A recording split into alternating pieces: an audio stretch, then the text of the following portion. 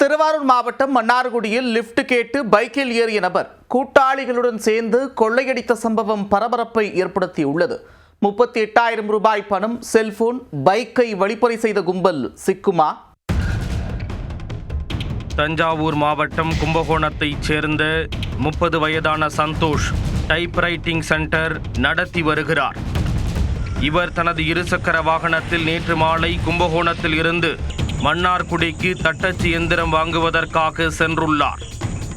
மன்னார்குடி அருகே காளாஞ்சிமேடு என்ற இடத்தில் வந்தபோது ஒருவர் லிப்ட் கேட்டு சந்தோஷின் பைக்கில் ஏறியிருக்கிறார்.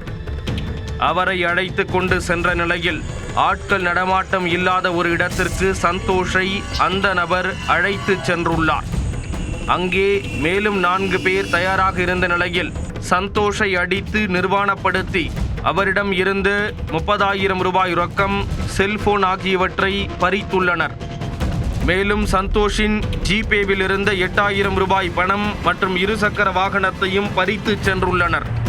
இருசக்கர வாகனம் வாங்கி 4 மாதங்களே ஆன நிலையில் அதையும் பறித்து சென்று விட்டனர்.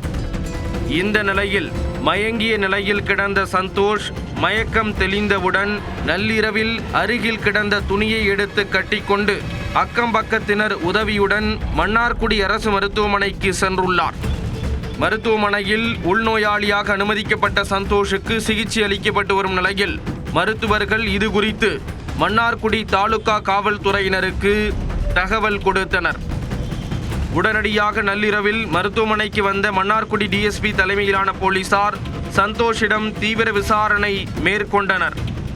தாக்குதலில் ஈடுபட்ட 5 பேரும் சந்தோஷிற்கு தெரிந்த நபர்களா அல்லது வேறு யாரேனும் இந்த சம்பவத்தில் ஈடுபட்டார்களா என்ற கோணத்தில் காவல்துறையினர் தீவிர விசாரணை மேற்கொண்டு வருகிறார்கள்.